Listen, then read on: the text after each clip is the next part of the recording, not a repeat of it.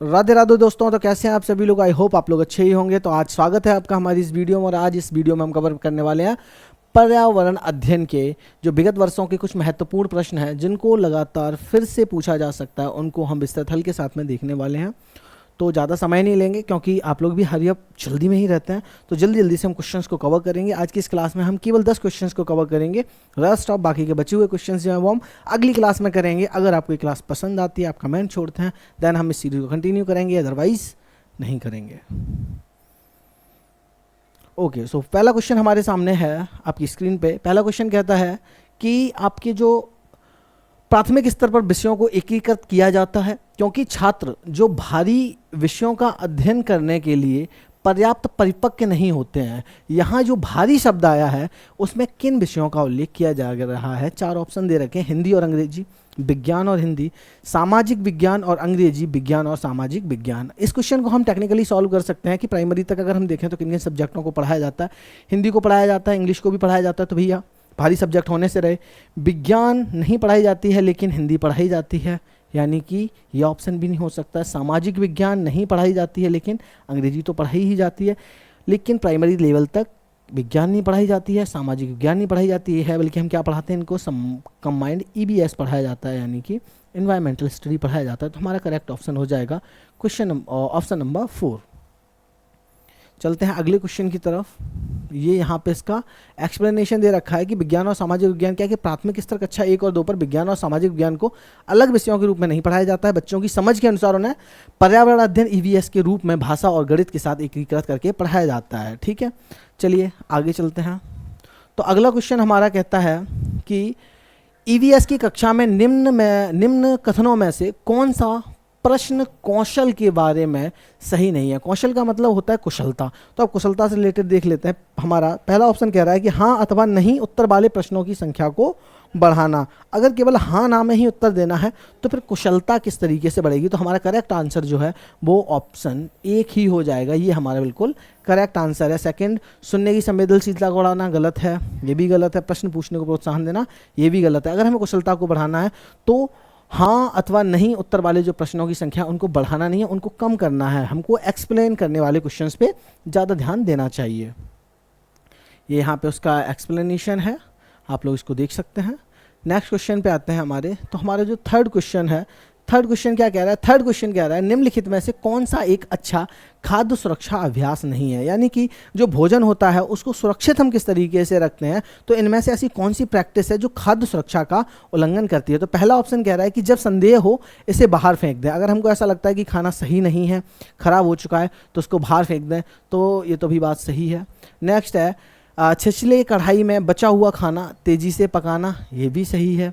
Next है गर्म खाद्य पदार्थों को गर्म रखना या ठंडा रखना, ये भी सही है।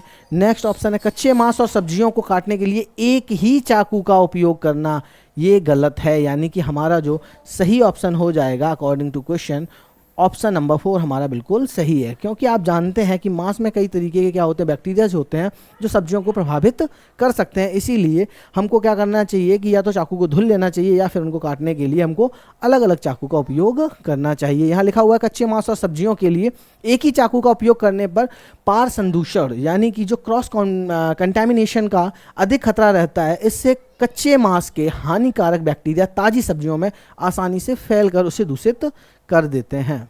नेक्स्ट क्वेश्चन हमारा देखते हैं, क्वेश्चन नंबर 4, जो कि हमारा रिलेटेड है उत्तर प्रदेश के भूगोल से। तो यहाँ क्वेश्चन पूछा गया है कि उत्तर प्रदेश की सबसे ऊंची चोटी कौन सी है? अब मान लीजिए आपको इस क्वेश्चन का आंसर नहीं पता है, तो हम यहाँ पे थोड़ा सा अगर दिमाग लगाते हैं तो इसका आंसर जो हो जाएगा option A. Option A will be the correct answer. How?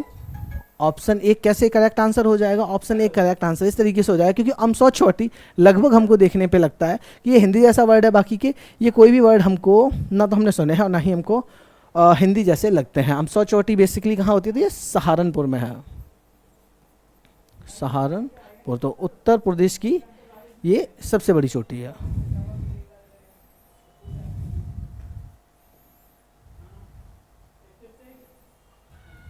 ये यहाँ पे इसका एक्सप्लेनेशन दे रखा है, आप देख सकते हैं कि अमसौर जो चोटी है वो उत्तर प्रदेश की सबसे ऊंची चोटी है, यह सहारनपुर जिले में स्थित शिवालिक पर्वत श्रेणी का हिस्सा है और इसकी ऊंचाई समुद्र तल से लगभग 957 मीटर या फिर 3140 फीट है। चलिए देखते हैं अगले क्वेश्चन को और इसका आंसर क्या होगा। तो अगला क्वेश्चन है पारिस्थितिकी तंत्र से रिलेटेड कि एक तालाब में कीड़े और छोटी जो मछलियां हैं वो क्या हैं। पहला प्राथमिक सूक्ष्म उपभोक्ता, द्वितीयक सूक्ष्म उपभोक्ता, तृतीयक सूक्ष्म उपभोक्ता या फिर उपरोक्त सभी। तो उपरोक्त सभी इसका आंसर हो नहीं सकता है क्योंकि एक ही सीरीज में हमको कई सारी श्रृंखलाएं नहीं देखने के लिए मिल सकती हैं, तो इसलिए ये आंसर तो इसका बिल्कुल भी नहीं हो सकता है। अगला है प्राथमिक सूक्ष्म उपभोक्ता। जब भी प्राथमिक की बात आए तो हम सिर्फ प्लांट्स, हमारे माइंड में एक ही वर्ड आना चाहिए, प्लांट्स, प्लांट्स आना चाहिए।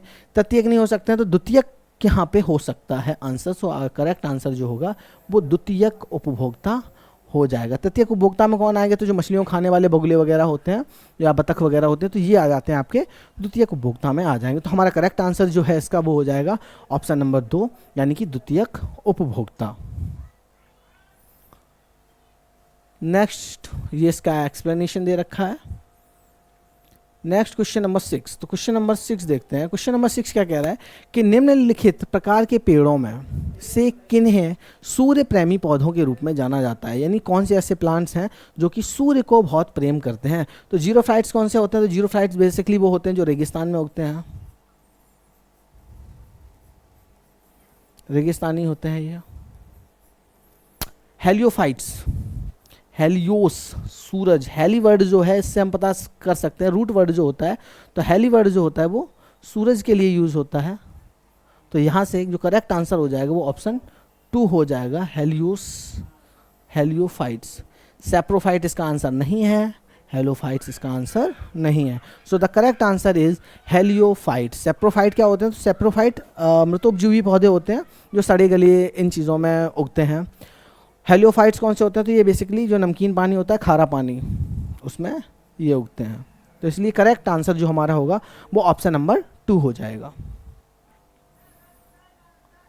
यहाँ पे ये सारे ऑप्शंस का आपका एक्सप्लेनेशन दे रखा है। हेलियोफाइट्स क्या होते हैं, जीरोफाइट्स क्या है, सेप्रोफाइट्स क्या है या फिर हेलोफाइट्स क्या है, सारे आपके देखे रखे हुए हैं। Next one question is question number 7 जो कि हमारा संबंधित है जीवों में संबंध से।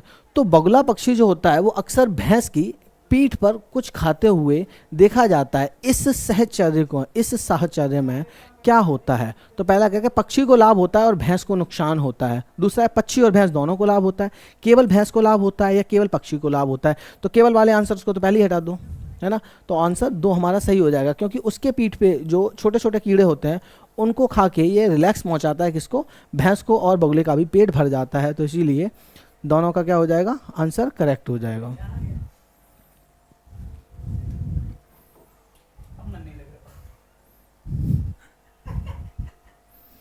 दिस इज द एक्सप्लेनेशन, ये इसका एक्सप्लेनेशन है कि पक्षी और भैंस दोनों को लाभ होता है। तो इस तरीके से ये आपका क्या हो जाएगा, आंसर हो जाएगा।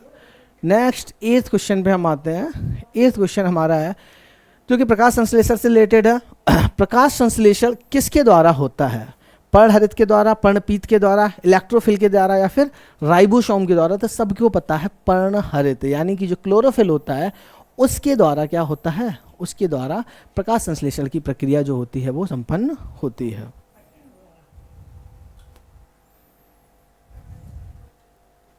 यहाँ इस पे दे रखा है explanation, the correct answer is पर्णहरित। अगला क्वेश्चन, क्वेश्चन नंबर 9।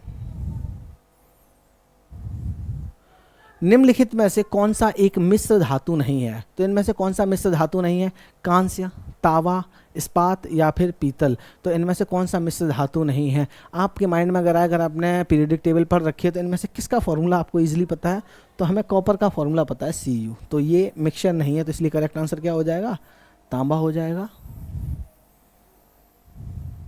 ठीक है, यानी कांस्य नहीं हो सकता, इस्पात नहीं हो सकता और पीतल आंसर नहीं हो सकता। करेक्ट आंसर इज तांबा।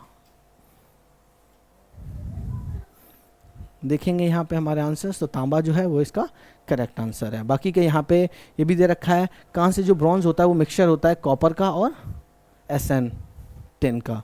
स्टील जो होता है वो लोहे का और कार्बन का मिक्सचर होता है। पीतल जो होता है वो कॉपर और जिंक का मिक्सचर होता है।